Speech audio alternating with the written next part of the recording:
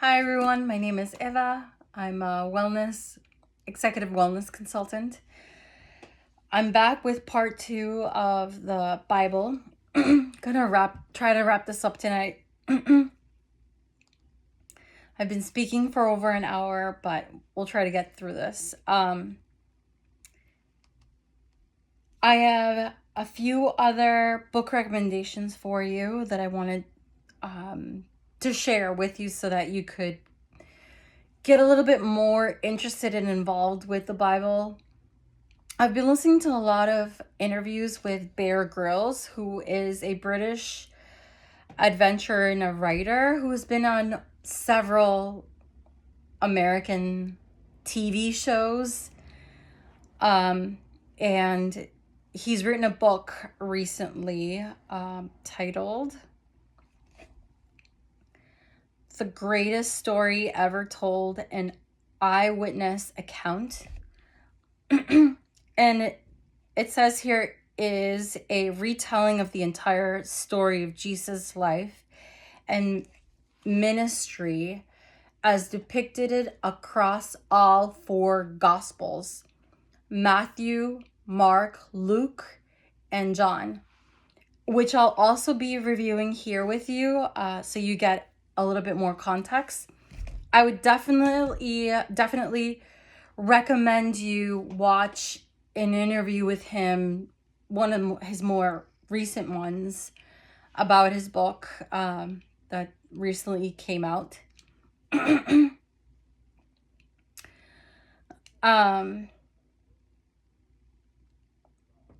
think he said he's always been a man of faith, and he's telling the story as though it's adventurous to really captivate the reader's mind. And so I wanted to recommend that book.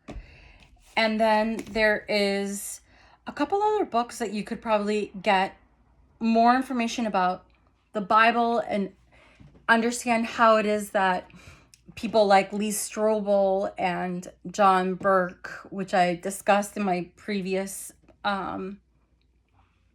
video on how to get more familiar with the Bible and how to really ingest the information so that it sinks in. And you can do it in small bites daily. But Sean Ryan actually recommends doing it with a book that I don't know if it's a comic book. I'll have to get that information for you. I'll add it in the description box below, but I thought it was an interesting way of getting involved with the Bible and understanding it. I think he uses a comic book is what he said. I don't remember the exact title, but I'll add it in the description box below. And then, so Lee Strobel actually recommends the Net Bible by Daniel B. Wallace. And it says here, Daniel B. Wallace's involvement with the Net Bible centers on his role as a senior New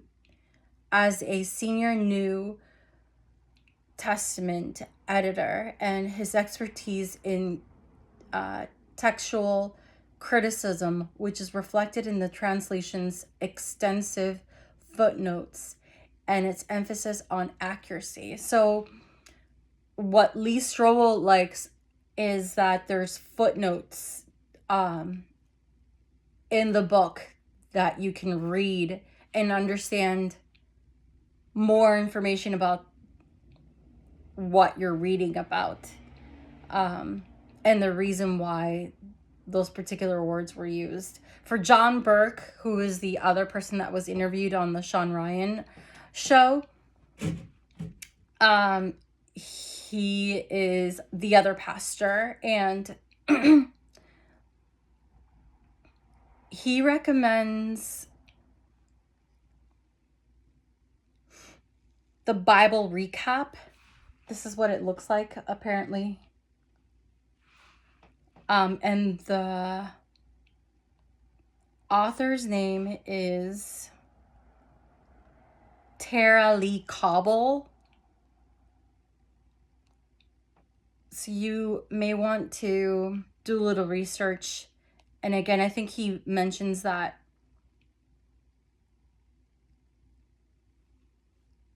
he reads it in small portions so that he's able to understand it. And then I also have 2 books here that are interesting that I think might be of interest to you if you wanted to try something new in your life. I heard about these books many years ago. Yeah, I mean, I've had these books for almost 10 years. And it is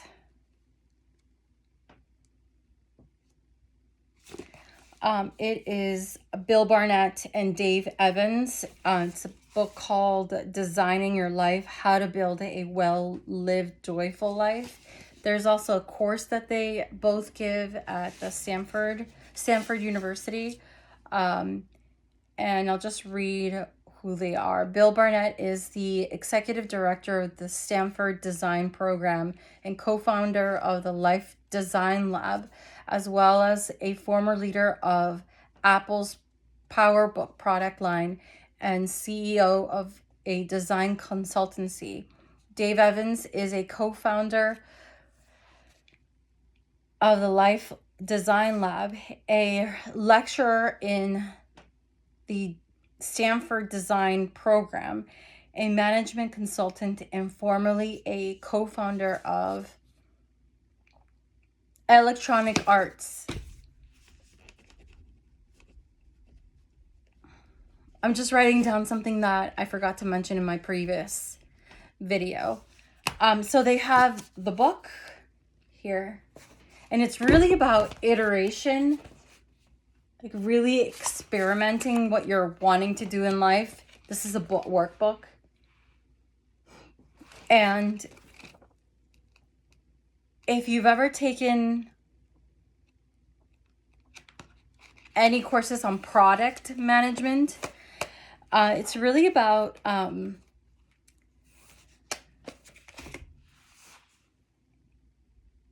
trying out a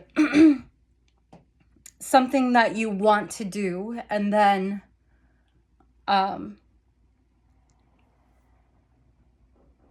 iterating as you go. So in product management, I know that they're creating an end product. And the way that it's explained to me to better understand the process in product management is, let's say you're making a cake and that's the end product. And so typically what teams do at these companies is they work in teams and they work in sprints. And let's say they put together all the ingredients they're going to be making for the cake, the end product. And then, so they try out the ingredients to get the product, the cake. And then if they don't like something about the cake, they go back and then they change out some of the ingredients.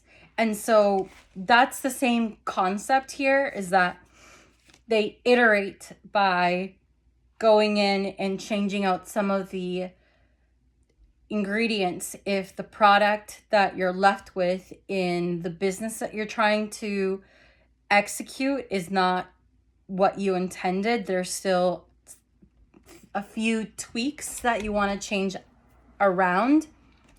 And so what they're saying here is to just change them out and continue until you get the end product of what you're looking for. And then finally, I have this book, The Promise of a Pencil, How an Ordinary Person Can Create Extraordinary Change by Adam Braun. Adam Braun is, I'll just read you his bio here. Is the founder of Pencils of Promise, an award-winning nonprofit organization. Sorry, I was just making sure that I read the title right. The Promise of a Pencil, but his nonprofit organization, or for-profit organization, I should say, because that's how he likes viewing his company, as though that it's a for-profit organization.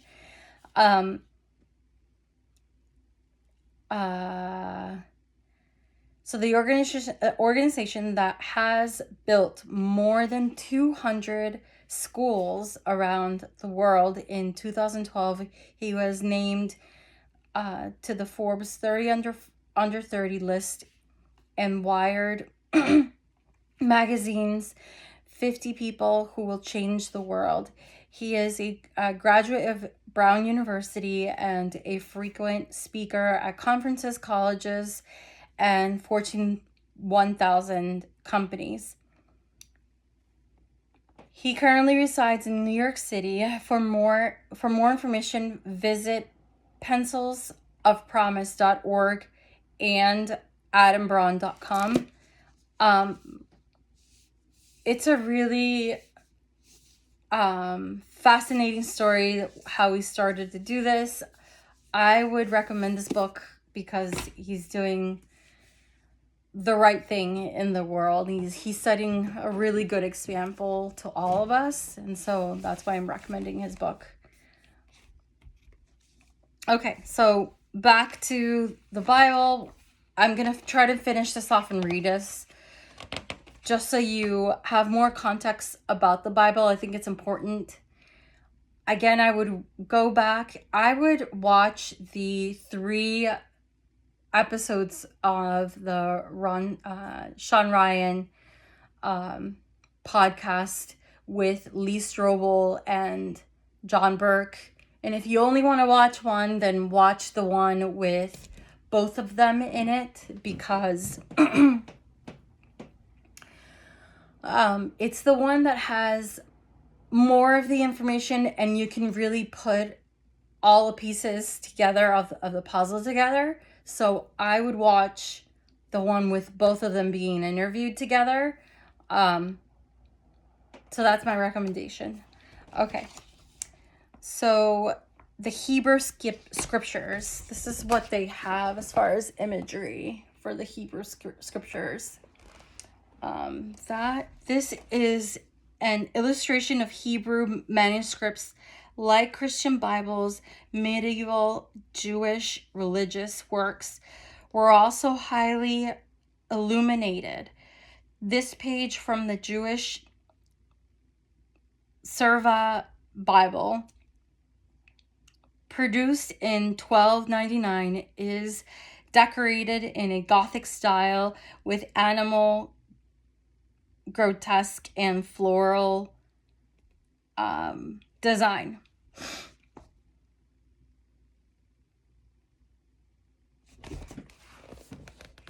So that's the imagery. I think it's really cool because you get visual on what their Bible looks like.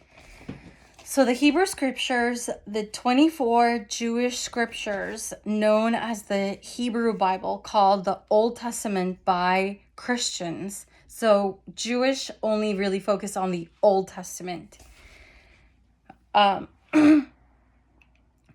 Consists of sacred works, the majority of which are thought to have been written by various authors between 1200 and 100 BC, which is before Christ. Traditionally, these works are ordered into 3 sections: the 5 books of the Torah, followed by the, I can't pronounce these, there's 2 books here. Modern Jewish know this collection as the Tanakh, a word derived from the first letters of the names of each of these sections. In each section is further subdivided into various books of groups of books. The Hebrew Bible forms a large part of the Christian Bible, and most probably reached its present form during the 2nd century. So when I read this, it kind of brought things to light. Like I had no idea that part of the Bible is part of the Jewish's beliefs. It's only a part of the Bible, not the entire Bible. But they see it as their whole Bible. So I found that very interesting. When I say whole Bible, I mean the 73 books that belong to the Roman Catholic Church. I know that the Orthodox might have 77 books, and the Christians only recognize the 66. So I just want to point out the difference there.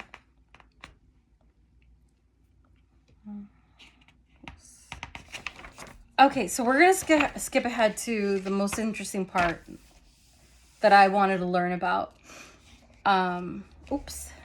Yes.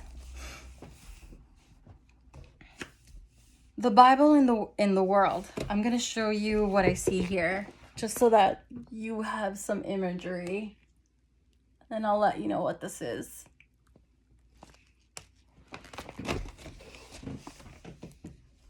This is Gutenberg Bible. The Gutenberg Bible is the earliest known book printed on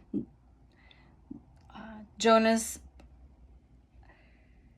Gutenberg's mechanical movable type printing press. So this is the printing press they have here. And I don't know if there is a timeline here for this, so you get a better understanding when this all printed.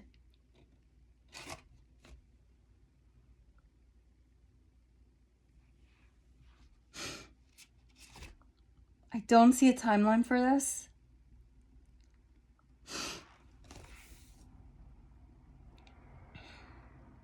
But I'm sure it'll say it once I start reading it. It is also known as the 42-line Bible due to the fact that most pages were set out in 42 lines of type.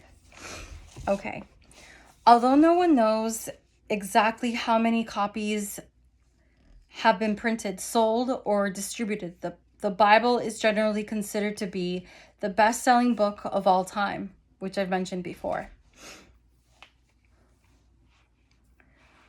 Until the Reformation. So the Reformation is when all of the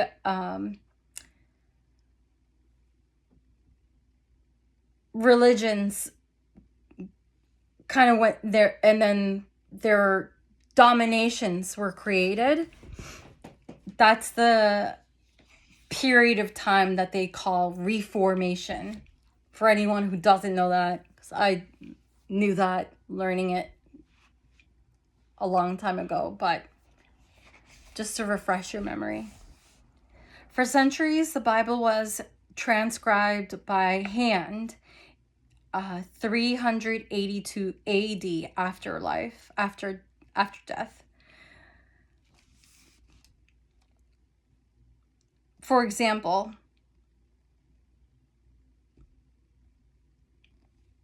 Saint Germain commissioned by Pope Damasus to produce a Latin version of the Bible from various translations Jerome's revised Latin Gospels appeared around 383 AD after death, followed by Latin translations of parts of the Greek Septuagint. Sorry, you don't know what that is. Versions, which is, I guess, version of the Old Testament, including the Psalms and the book of Job. Eventually, dissatisfied with his effort, Jerome translated the entire Old Testament from the original Hebrew, completing the project around 405 after death. This became the official version of the Western Church and was known as the Vulgate, or common version is another way of saying that. It became the standard translation used by Western Christianity for the next 1,000 years. As the Eastern Byzantine Empire weakened in the 13th century, scholars moved west, taking with them ancient manuscripts that included text of the Greek and Hebrew Bible. Any translation that were made from these, however, remained in the official Latin Vulgate, sanctioned by the church. Printing and translation. Okay, here we go. This is when the printing press came out. In the 1450s, the world changed dramatically when in Mainz, Germany, Johannes Gutenberg invented the printing press. I didn't know that the printing press was originally invented in Germany. The edition of the Bible he produced, 1455, was the first to be printed with movable type.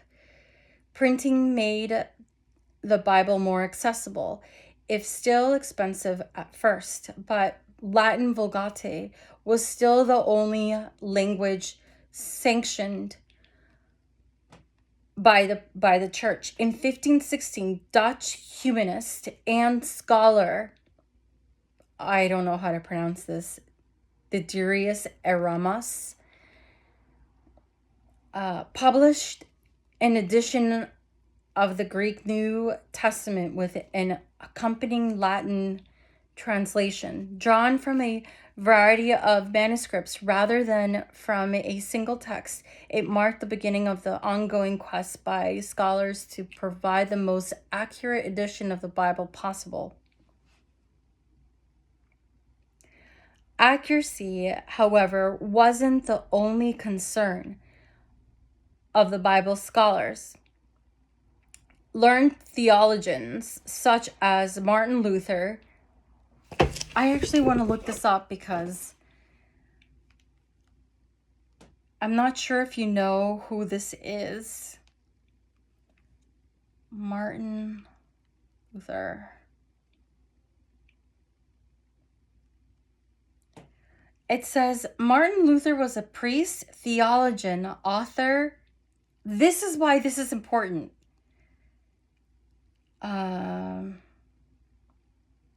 Author, hymn writer, professor, former Augustinian farrier. Luther was a seminal figure of the Protestant Reformation, and his theological beliefs form the basis of Lutheranism. He is widely regarded as one of the most influential figures in Western and Christian history. So this is why his name is important and popular, from Martin Luther King. I'm not sure he was named after him, but It seems like he was the first to create the printing press and make the Bible more accessible to the commoners. And I think this is why it's important that we understand who this Martin Luther person was during that time. Looks like he was born, it says it here, 1483 to 1446. Learned theologians such as Martin Luther came to believe that the Bible alone was the source of Christian truth, and as such, it deserved to be understood by everyone. Yes, I was correct. Because I read this once through so that I would have an idea what I was talking about when I was presenting this to you.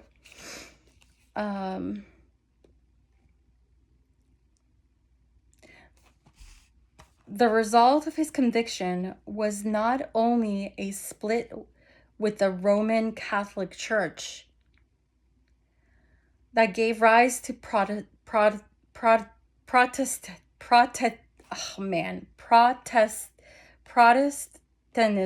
Oh man, I gotta learn how to say this.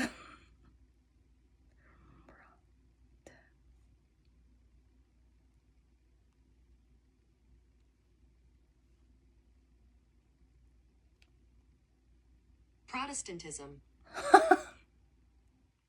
Even this Google. Protestantism. Protestantism. Protestantism. Protestantism. I think I got it there. But also a translation of the New Testament into vernacular. Vernacular just means the way that people speak. Vernacular German. But also a translation of the New Testament into vernacular German. This combined with the advent of printing press paved the way for creation of Bible translations in many languages. So he was kind of like the trailblazer for people to start translating the Bible into their own language. King James beyond. In England, however, translation of the Bible into the vernacular remained illegal. In 1424, scholar William Tyndale went to Germany to create a translation of the New Testament in English. The book was smuggled into England from 1525 to into England from 1525. Tyndale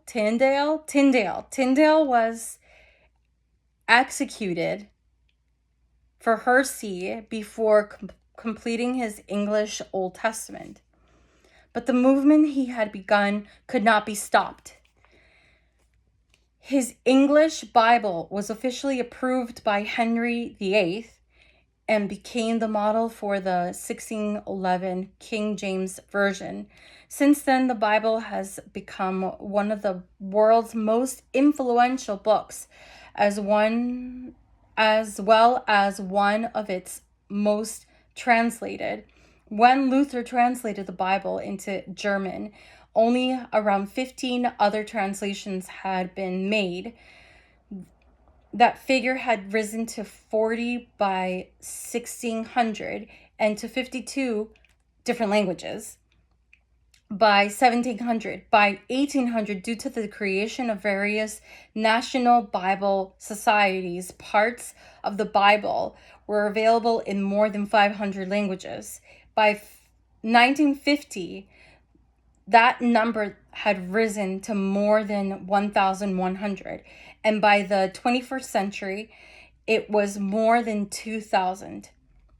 more than 2,000 languages that it was translated into. Today, the Bible also moved from standard book form into other media, including online, ebook, audio versions. Altogether, it is estimated that some 50 Bibles are now sold every minute. It's pretty interesting. Okay. I know we're going to work a little bit backwards because the way they've put this in order is from the tablets of the stone to the Hebrew scriptures, to the Christian scriptures, to the gospel writers, to the Dead Sea Scrolls discovered, to the Bible in the world. But I wanted to work from the back because I was more interested in the Bible that is more recent. I wanted to get to the meat of the Bible. Okay, now we'll review the Christian scriptures.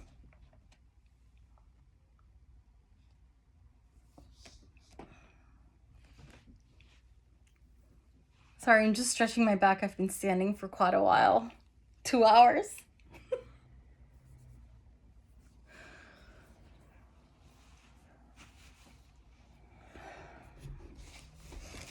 And this is a heavy book, so I'll try my best to stay strong. Okay.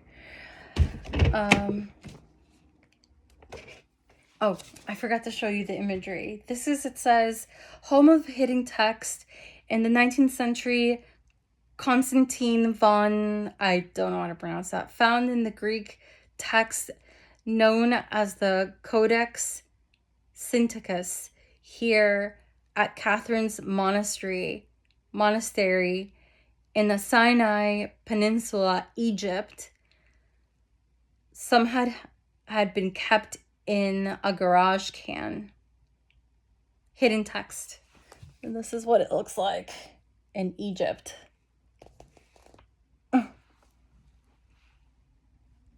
What else do they have? They have the Codex Vaticanus as the oldest complete Bible in the world. Both were produced sometime in the 4th century after death, and it gets its name from its present home, the Vatican Library, where it had been since at least 1481. Again, this is in columns. Columns indicate text may have been copied from single column scrolls, which is what I shared with you in my previous video. That's what it looks like.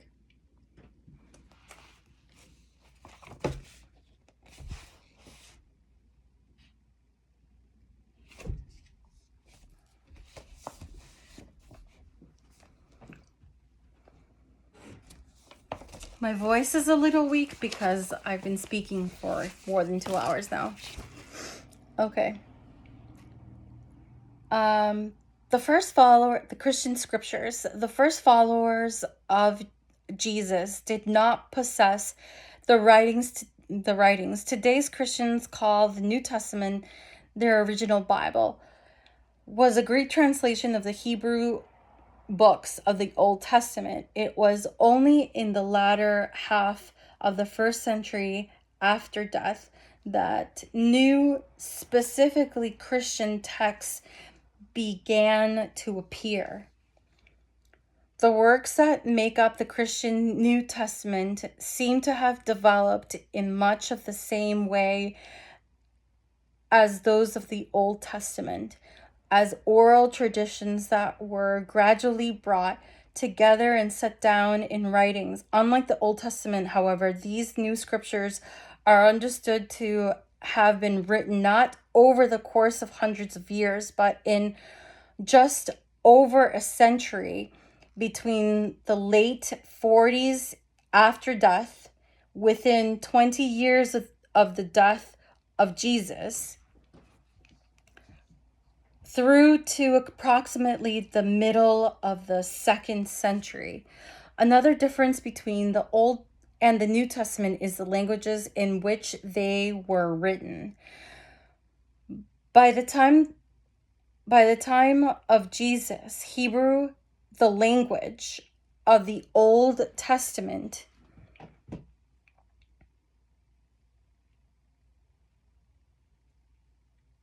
had given way to Aramaic. And Aramaic, again, is the Persian area where Syria and Iraq is, I believe, is what I looked up.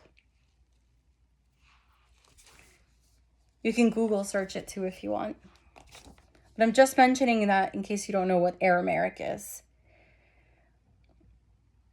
As the day-to-day language of Israel. Although Hebrew was still spoken in synagogues, and yet in spite of this, most of the New Testament scriptures were written in Greek. You know, I don't know why that is. I have to do a little bit more research why. We might find out later on, but it says here the New Testament scriptures were written in Greek. And I don't know why. And I think I may have read it somewhere, but I don't recall. So we'll get into that because I want to know. The explanation for this lies in the fact that Mediterranean... maybe it mentions it here. And I've forgotten. The explanation for this lies in the fact that Mediterranean region had been increasingly Hellenized or shaped by Greek culture. Since the time of Alexander the Great, who was just the king during that time, it was 356 to 323 BC, and his empire. Although the Romans, so that's why it was written in Greek, is because that area was greatly influenced by the Greek culture, mainly because Alexander the Great was Greek. Although the Romans invaded in 63 before Christ, Greece remained the primary cultural influence in the region in the 1st and 2nd centuries after death. And the Greek remained widely spoken. As a result, while the narratives recorded in the New Testament, particularly those claiming knowledge of Jesus' life and teachings, were originally circulated verbally among Christians. I'm going to read that again because I was just thinking I had an itch on my face, and you can't replace this with AI and the stories I'm telling you because they're unique. They're words coming into my brain, maybe from God, maybe from myself, but this cannot be replicated by AI, is what I was thinking. That wouldn't you prefer me to share this with you, scratching an itch on my face, than watching a robot say the same things with no personality? I'm reading this again for you.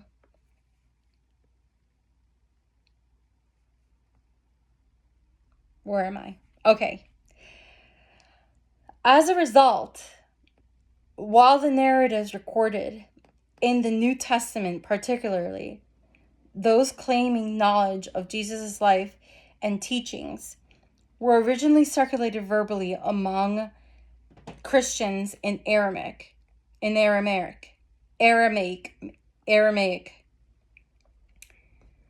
They were first set down in writing in Greek, and the type of Greek they were written in was Koine or Common Greek. which had become the language of trade throughout the Eastern Mediterranean. New Testament structure. New Testament structure. This is a new paragraph. In modern Christian Bibles, the 27 books of the New Testament are grouped into 3 categories. First, there are the Gospels and the Acts, which claim to provide biographical and historical accounts of the life and teachings of Jesus and the first years of the church. Then there are the letters or epistles attributed variously to apostles or followers of Jesus, such as Paul, John, and Peter. We're going to get into the story of Peter because apparently when I had the conversation with the person I met in Hawaii, apparently Peter betrayed Jesus 3 different times. I was shocked by what she was sharing with me about these apostles that were following him around. And there was Judas, who completely was a bad character, but yet Jesus chose him as one of the disciples. And you can see him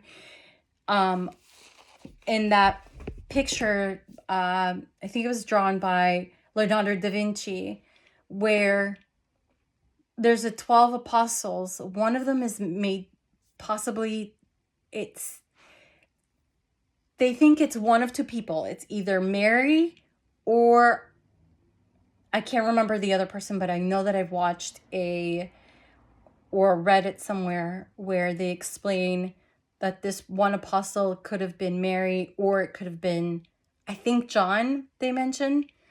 But that artwork has always, in Guatemala, we had a huge kind of like it looked like a rug, but it was the painting in our dining room with it's called the Last Supper.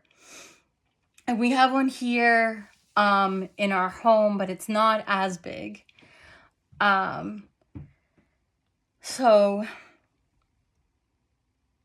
I think it's really fascinating. When I get to the story of Peter, I think I want to do a little bit more research soon because I think it's really interesting what she had shared with me. I think it's terrible that he betrayed Jesus 3 different times, and then those 3 different times Jesus forgave him. So I find that really interesting. Okay, it says, finally, there is the book of Revelation or Apocalypse with its visionary language. The arrangement of some of these works had turned out to be unchronological. The Gospel of Mark, for example, is the oldest gospel, although it is inserted after Matthew, and it was many years before they were all collected into the canon or officially approved selection that formed the New Testament. Indeed, the New Testament canon was not agreed until the late 4th century, but controversy and debate raged among various church leaders surrounding the inclusion of some works until the mid-16th century. I'm going to stop there. Okay, let's get into the Dead Sea Scrolls. So, I know that I'm not sure if you've noticed and have had other people mention that God talks through these disciples, through these people while writing the Bible, and he speaks through parables and riddles so that people can try to decipher what he's talking about. These Dead Sea Scrolls made me think of Tomb Raider, how she goes through the jungle. She's encounters many challenges, almost through, encounters death. And it's a nice way of remembering, I guess, this portion of the Bible, the Dead Sea Scrolls, and attaching it to it, because there's a moment in the Tomb Raider movie. I think it's played by Alicia Vikander, where she's holding like a scroll made out of metal, and you have to turn it and spin it so that you're able to unlock the information inside, or unlock a cave to get into where there's more information that she needs. So I feel like all of us are like Tomb Raider, reading this Bible and trying to decipher it. And I hope you can appreciate that, just because, it's an easier way to remember the Dead Sea Scrolls in this section, which I am going to get into right now. And for the Dead Sea Scrolls, this is the imagery that they have.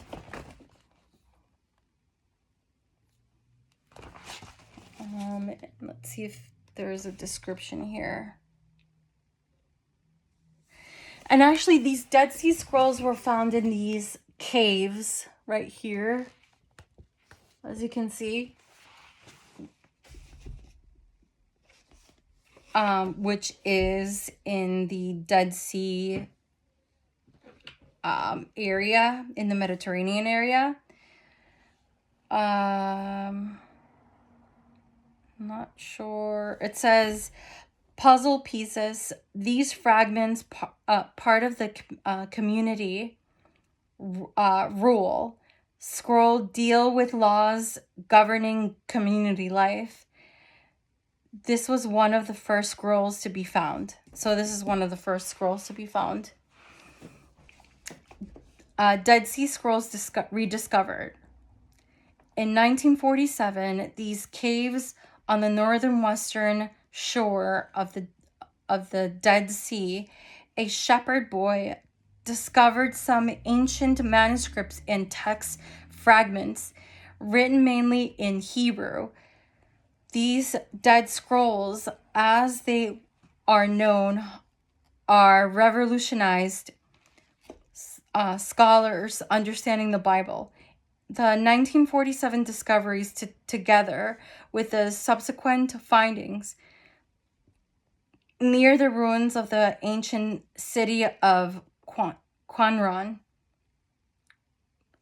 around 10 miles south of Jericho, are collectively referred to as the Dead Sea Scrolls.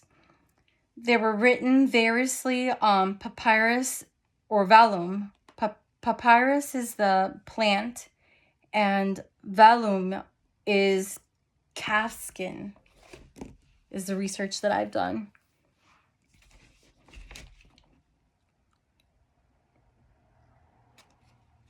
And copper, and some were stored in terracotta jars, lamps, other pottery items. This is where they were found, dating from the 3rd century before Christ to the 2nd century after death.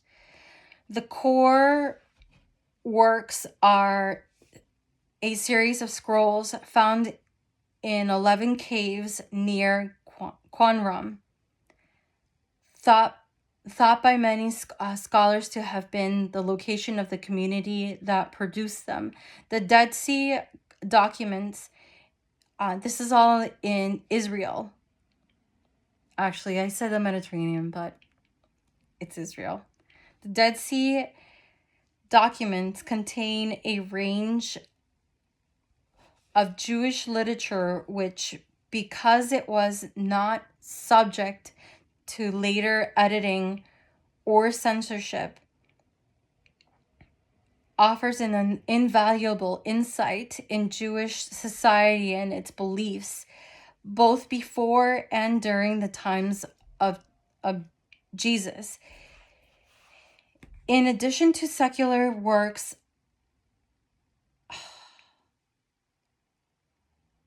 apocryphal texts, previously known Psalms, these scrolls include about 100 biblical texts which cover all of the Hebrew Bible apart from the book of Esther.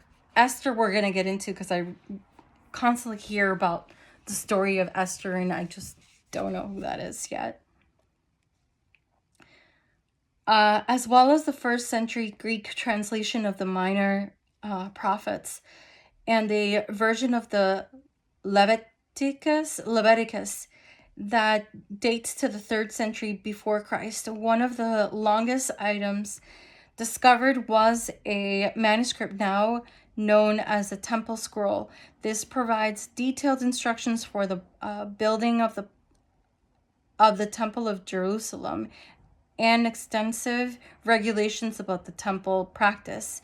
While some of the texts are nearly identical to those of the traditional Bible, Hebrew Bible, others differ both in language and content. This shows the Old Testament was a much more varied Bible body of material than had previously been imagined. I'm going to stop there because it's just too long. I can't. My voice is dying. And I want to get to the section of the gospel writers, who are Matthew, Mark, Luke, and John, where Bear Grylls actually has based his book on. He mentions that his book is on the 4 Gospels: Matthew, Mark, Luke, and John. So the gospel writers, and again, Bear Grylls' book is adventurous. I think he mentions that he makes it out to be more visually appealing, more adventurous for people to get interested in those 4 Gospels. The gospel writers. I'm going to show you this because I think it's fascinating. It's this right here. It's the 4 Gospels. And the gospel writers' symbols, the evangelists are often depicted by symbols based on passage in Ezekiel, where 4 living creatures draw the throne chariot of God. The page from the book of Kells is the Gospel of Matthew. So this is Matthew, Mark, Luke, and John. Sorry, I hope that was in the... I'll show you again, making sure that you're able to see it. Matthew, Mark, Luke, and John.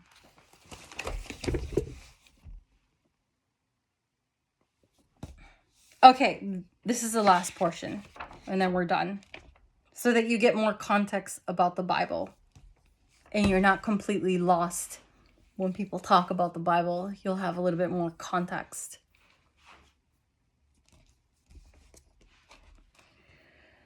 Okay. The New Testament books of Matthew, Mark, Luke, and John are called the Gospels. Each gives an account of the life, works, death, and resurrection of Jesus. But while three share a similar framework, John stands apart. Sorry, and this is where I got distracted. So I read John's portion first because I didn't understand why John's was any different. So I'm going to read that first. John's Gospel. The Gospel according to John is different from the synoptics in both the order and nature of its material. The author omits much of what is contained in the synoptics, confining the narrative mainly to Judea. The synoptics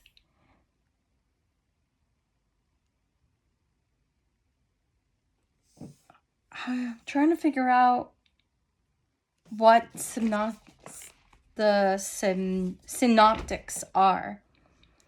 I guess it says it here. The synoptic parables are missing. A few miracles are chronicled. I don't know what the synoptics are. I think they mean the other gospels. I think it means, that's what it means. Synoptics. Yeah, the synoptic gospels are the New Testament books of Matthew, Mark, and Luke. That's what it is. Sorry to distract you, Wood. I want to make sure that I and you understand what this is. Instead, the events John describes are setting for the discourses of Jesus, which are mainly of a mystical nature. The focus of the entire gospel is on the person of the Redeemer, his divinity, and the union of God with his people. One theory suggests that John's Gospels was written in Ephesus. It is likely that it was written to counter those who were denying the divinity of Christ. That's why it's important, or different from the other three. Such doubts are known to have spread among Christians towards the end of the first century after death. Okay, so now we'll go in order.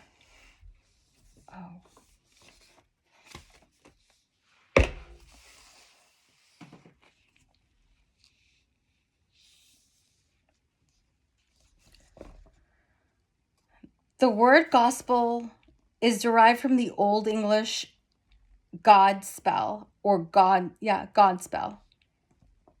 which is a translation of Kione, Greek evangelism, meaning good news.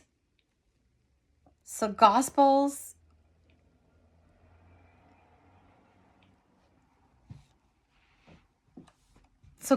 actually means good news in Greek. To the author of the New Testament, Jesus was the bringer of good news, of salvation as promised in the Old Testament, book of Isaiah. Indeed, Paul's letters, such as 1 Corinthians, suggest that such a use of evangelism had been common for some time, by the 2nd century after death. However, the word was also being used as we use it today to name a genre of writing devoted to the life and teachings of Jesus. Sorry, I'm getting tired of standing, so I'm trying to find a good position. The 4 Gospels were not the only documents about Jesus to be circulated within the early church. Scholars have suggested that there were others, which may have been incorporated into the Gospels, including the Aramaic collection of Jesus saying that an earlier Gospel in Aramaic, the books of Matthew, Mark, Luke, and John are officially recognized as canonical, meaning officially accepted as genuine by the church, not least because each seem to contain memories of the first followers of Jesus, and each relates the passion or suffering, crucifixion, and subsequent resurrection of Christ. For this reason, these 4 books are also classed as passion narratives. Dates and authorship. The dating of the Gospels and the order and method of their composition are still fiercely debated. Many scholars place Mark, Matthew, and Luke's Gospels in the 70 after death, with John significantly later. Others argue for Mark and Luke in the early 60s AD. Matthew shortly after, and John in the 80s after death. A further complication, in fact, that none of the book's authors are attributed within the respective texts, although John describes himself as the beloved disciple. However, the early church accepted that 2 of the Gospel's authors were friends of Jesus, Matthew the tax collector, which I had mentioned before.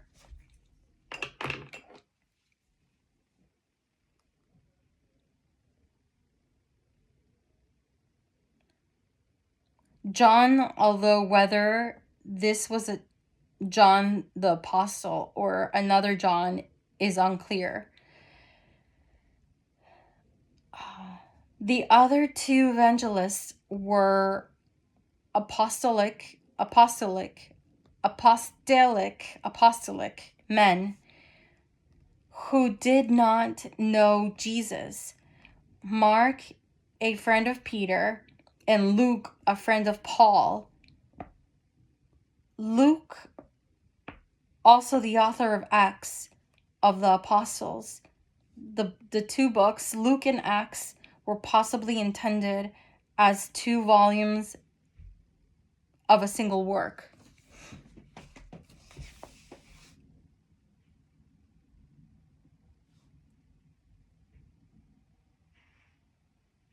I think that's all I had for you. I think that gives you more of a gist about what the Bible consists of. And I'll read this again so this makes sense. And it's part of the foreword. And I know I've mentioned this in 3 other videos of mine, or maybe just 2.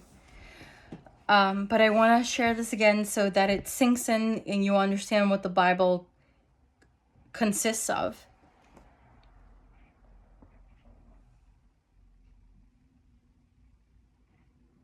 This is the foreword from Michael Collins, who's the editor-in-chief of this book. The Bible is the most famous book in the world. The very name comes from biblios, the Greek word for books, composed over a period of more than 1,000 years. No other work of literature apart has had such impact on human history or such a lasting hold on our imagination. Its pages are full of poetry, mythical tales, historical accounts, and hymns, which are, I think, the songs. Tales of deity, tales of God and goddesses, murder and war shoulders with sublime love stories. Kingdoms are stolen and regained. Treachery are intertwined with extraordinary feats of forgiveness and redemption. For many, the Bible is far more than a collection of the greatest stories ever told. More than a third of the world's population believe that the Bible is the Word of God, or its origin came from God. Jews, Christians, and Muslim trace their spiritual ancestry to one man, Abraham of Ur, the first great figure of the Old Testament. The central themes of the Bible, although uniquely Abrahamic, have such in common with other great religions of the world, including the golden rule of do unto others as you would them to you, as a guide for living and belief in an afterlife. So that to me means be kind to others so that they can be kind to you.